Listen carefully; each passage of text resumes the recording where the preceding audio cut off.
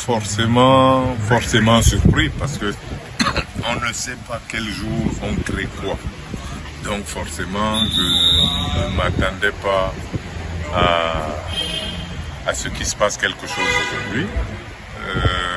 On a commencé par avoir une première solution lorsque le chef de l'État a créé l'Office national des infrastructures sportives. Je crois que c'est comme ça que ça s'appelait. Puis, ce qui était une très bonne idée, une très bonne chose. Et aujourd'hui, il y a cette nomination. Je dois avouer que, évidemment, je ne connais pas le contenu de la nomination parce que je n'étais pas à côté de la radio. Je n'ai pas suivi moi-même le texte. Je l'aurai forcément pour savoir qu'est-ce qu'il dit exactement, quels sont ceux qui ont été nommés. Parce que vous savez que les grandes choses ne se font pas seules. Donc je doute fort que j'ai été nommé tout seul. Il y a forcément une équipe et ce sera forcément un travail d'équipe. Mais je me dis que si je considère que me choisir est une bonne chose, celui qui a eu l'idée de me choisir, si c'est une bonne chose, a eu la bonne idée de choisir d'autres personnes qui sont de la même valeur. Donc je crois que je vais remercier le chef de l'État pour avoir fait cela, pour avoir, il y a longtemps déjà, pour avoir pensé aux infrastructures sportives. Il pense à beaucoup de choses, mais là on est dans ce domaine-là, aux infrastructures sportives. On en avait parlé depuis, je crois, 2004. 2004, la réhabilitation des infrastructures sportives s'était mise en marche. Il l'avait mise en marche. La construction de nouvelles infrastructures aussi. Et aujourd'hui, un office pour gérer tout ça, je pense qu'il y a logique dans ces idées. Et je tiens à titre personnel, donc pour ma nomination, à remercier le chef de l'État. Mais je sais, parce que d'autres personnes m'ont appelé. Alors, sais. Juste une question. Oui. Nomination tardive, mieux vaut tard ou jamais. Non, justement, j'allais y arriver. Cette histoire de nomination tardive n'est pas vraie. Ce n'est absolument pas vrai parce que c'est vrai que tout le monde ne peut pas voir, tout le monde n'a pas la finesse de voir des choses. Mais moi, je sais que le chef de l'État m'a souvent nommé, m'a même très régulièrement nommé, mais les autres n'ont jamais repris sa logique. Donc, en 90, c'est vrai qu'on dit aussi que quand vous voulez cacher quelque chose à un Africain ou à un Camerounais, il faut le mettre dans un livre. J'ai écrit un livre qui relate des faits, on ne l'a pas lu, donc on ne sait pas. En 1990, alors que la délégation officielle camerounaise à la Coupe du Monde d'Italie, à travers le ministre, le président de la fédération, cette délégation m'a radié à vie de l'équipe nationale. Tout le monde a oublié parce que nous on croit que les mots n'ont pas d'importance ou n'ont pas de sens. J'étais radié à vie pendant la Coupe du Monde.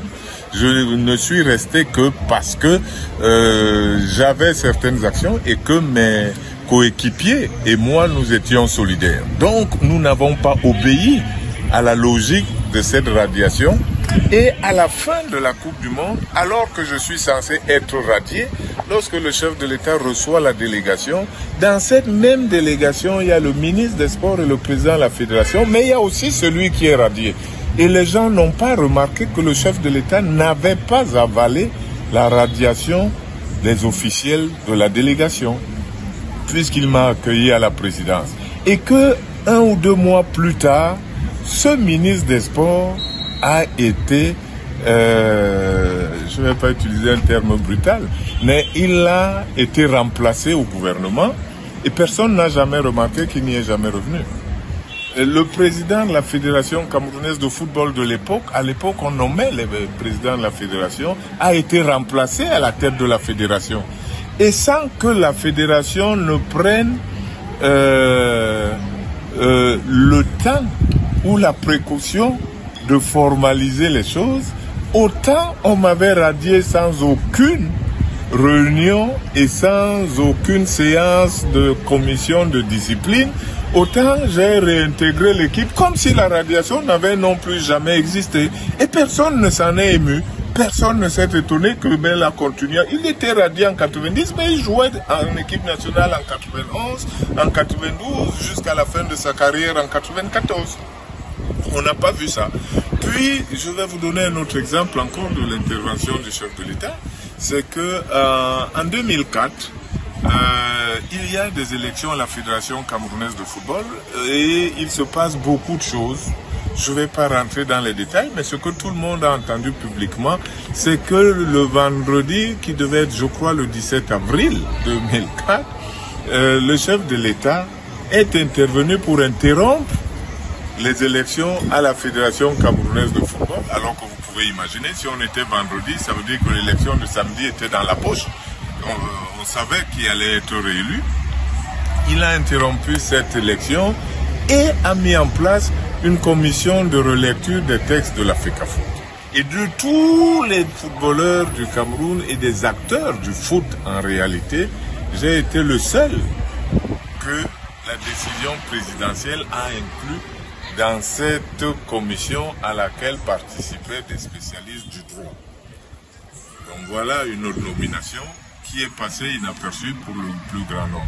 En 2014, le Cameroun va obtenir l'organisation de la CAN féminine, la CAN masculine, 2016 pour les filles, 2019 pour les garçons, et le président de la République, dans son décret, va mettre en place le COMIP-CAN, comité de préparation des CAN, 2016-2019.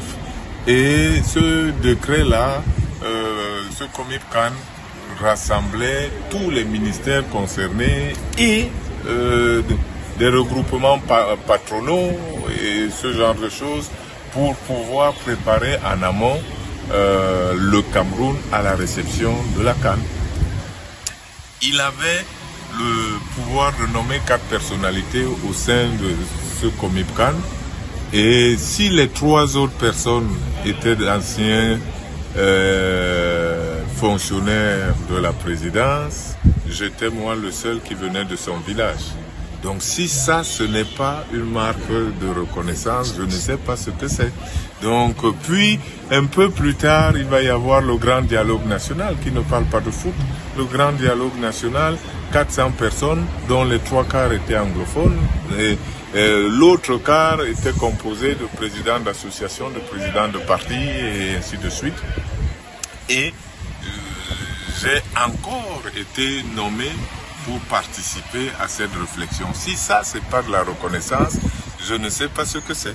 Mais il fallait peut-être certaines doses de finesse pour comprendre le chef de l'État et voir ce qu'il disait. Aujourd'hui, ce n'est pas quelqu'un d'autre, c'est encore ce stylo présidentiel qui vient de me nommer. Donc moi, je ne suis pas surpris, je suis très reconnaissant à mon tour de cette reconnaissance régulière, de cette alors pour vous, c'est juste persistance. une continuité alors. Il a toujours fait, il a toujours montré qu'il a trouvé, je ne sais pas par quel procédé, mais il a montré qu'il sait que ce monsieur que je suis, ce garçon que je fus hier, avait une certaine valeur qu'il ne faut pas négliger. Donc moi, j'ai toujours eu confiance en ses décisions, en sa manière de voir, en sa finesse. Je sais que nous ne brillons pas toujours par notre capacité de finesse. C'est peut-être l'occasion pour moi de dire quelque chose de spécial pour montrer cette finesse-là.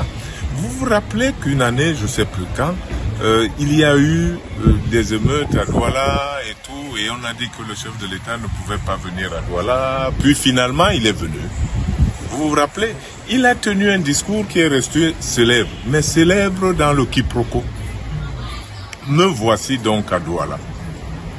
Et tout le monde avait cru, et on le dit encore aujourd'hui, que ce Biya est venu à Douala pour narguer les gens. Il a dit, me voici donc à Douala. Le président n'a jamais corrigé. Mais vous savez ce qu'il y avait dans son discours. À l'époque, quand il a dit, me voici donc à Douala, les militants ont largement applaudi. Il s'est arrêté. Il a repris, me voici donc à Douala. Ils ont encore applaudi à tout rompre. Me voici donc à Douala. Ils ont continué à applaudir et lui a continué son discours. Sauf que personne n'a jamais entendu et on n'a jamais précisé que c'était me voici donc à Douala, porteur d'un message de paix. où est l'arrogance dans cette phrase? Et comment peut-on dire qu'il narguait les gens? Mais personne n'a jamais essayé de comprendre qu'est-ce qu'il avait réellement dit. Donc voilà le genre de choses auxquelles personnellement je fais attention et pourquoi je peux dire que avec un peu de finesse, on voit le travail présidentiel et on peut le comprendre. Merci Joseph-Antoine Bel, c'est la nomination. Vous êtes un homme heureux. Qu'est-ce que vous entrevoyez faire maintenant? Je ne sais pas si je suis un homme heureux, je suis un homme craintif. Dans le sport, c'est la crainte de la défaite qui vous fait travailler dur. Et donc je sais que le président ne pouvait pas me confier quelque chose de facile à faire. Sinon, il n'aurait pas besoin de moi. Donc je suis sûr qu'il s'agit d'un véritable défi à relever et donc que c'est la crainte qui me fera